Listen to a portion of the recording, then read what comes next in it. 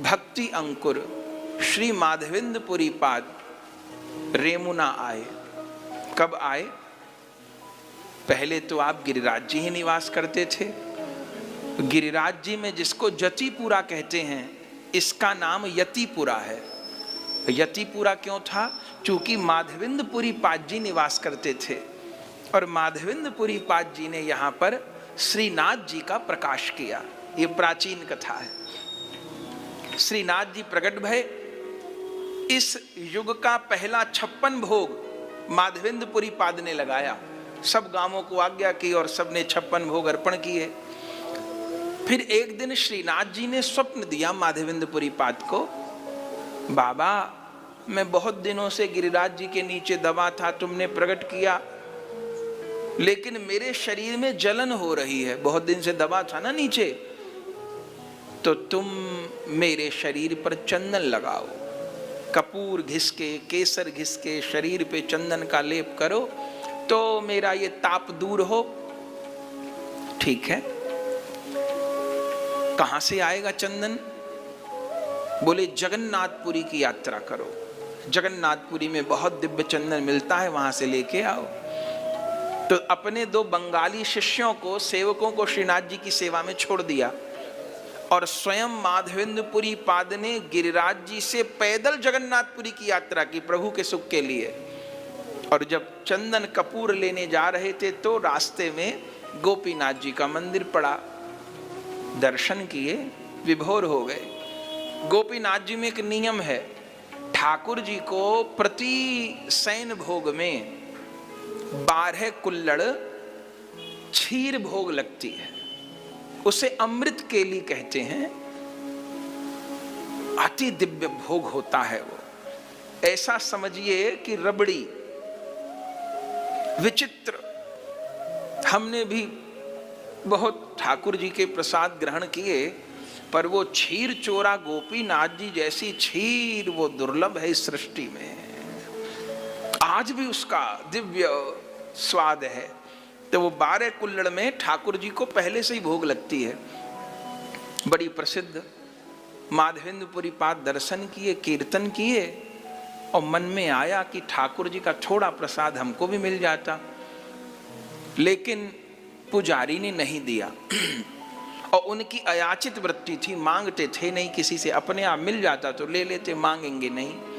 बोले ठीक है, नहीं मिला तो कोई बात नहीं। रात्रि को ठाकुर जी को शयन हो गया और मंदिर के पास ही एक पेड़ के नीचे माधवेंद्रपुरी पाद बैठ गए। माधवेंद्रपुरी पाद जी के चरित्र में वर्णन है, रात को सोते नहीं थे, पूरी रात बैठकर उच्च स्वर से नाम उच्चारण करते थे। रात भर बैठे रहे कि अब सुबह आगे की पुरी की यात्रा करेंगे। पुजारी अपने घर जाके सो गए, माधवेंद्रपुरी पाद जी भजन में लीन हो गए, पर ठाकुर जी को नींद नहीं आई। आधी रात में गोपीनाथ जी ने पुजारी को स्वप्न दिया, उठो पुजारी उठो। स्वप्न में देखा प्रभु सामने खड़े हैं, क्या हुआ? पुजारी, कल मेरे एक भक्त मंदिर में आए थे, माधवेंद्रपुरी पाद। हाँ, कोई महात्मा आए तो थे, कीर्तन कर रहे थे, रो रहे थे। हाँ प्रभु, तुमने उनको प्रसाद नहीं दिया, उन्होंने मांगा नहीं महाराज। अरे मांगते तभी देते क्या? इतने बड़े महात्मा आए, कीर्तन किए, कुछ प्रसाद तो देना चाहिए था। वो अमृत केली वाला प्रसाद चाहते थे।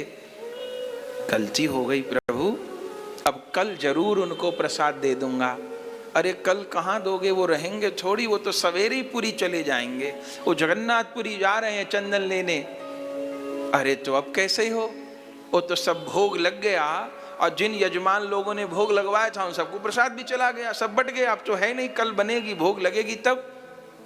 12 कुल्लड़ बांट दिए प्रभु। गोपीनाथ जी कहे, पुजारी 12 नहीं बांटे हैं, तुमने 11 बांटे हैं। बोले नहीं प्रभु, 12 बांट दिए। ठाकुर जी बोले नहीं, 11 बांटे हैं, तो 12वां कहाँ है? बोले मुझे लग गया था कि तुम दोगे नहीं महात्मा को, तो उनमें से 1 कुल्लड़ उठा के मैंने अपने पीताम्बर में छिपा लिया। बली वो मेरे पीताम्बर में छिपा हुआ है और तुम जाओ देखो और वो प्रसाद जाके माधवेंद्रपुरी पाद को दो। वो मंदिर के पीछे उस पेड़ के नीचे कीर्तन कर रहे हैं। पुजारी ने कहा, ठाकुर तुम्हारी चोरी की आदत गई नहीं अभी तक। तुमने वो गोकुल में चोरी की, यहाँ भी चोरी करते हो। तभी उठे, स्नान करके मंदिर में जो पधारे हैं तो देखे ठाकुर जी अपने पीताम्बर के पीछे वो खीर का कुल्हड़ छिपाए। व्याकुल हो गए। उस प्रसाद को माथे पर लिया है बंधुओं, और अब जंगल में, आज भी जंगल है, आज भी रेमुना ठाकुर जी का मंदिर निर्जन में ही है। घूमते फिरे, कौन है माधवेंद्रपुरी यतिराज, कौन है, कौन महात्मा आए हैं वृंदावन से। देखे तो पेड़ के नीचे कीर्तन कर रहे हैं। हाथ जोड़ प्रणाम की, ए लीजिए प्रसाद। प्रसाद प्रणाम किया प्रसाद को। कैसे आप ही माधवेंद्रपुरी पाद है ना? हाँ, ये लीजिए प्रसाद पाइए। इस समय आधी रात को प्रसाद लेके आए हैं, कैसे? पुजारी ने कहा, महाराज मैं नहीं लेके आया, मैं तो बहुत गलती कर दी, आपको तुलसी दल भी नहीं दिया, प्रसाद भी नहीं दिया। फिर क्या हुआ? जो हुआ सारी बात सुना। आपके लिए ठाकुर जी ने क्षीर की चोरी करी है।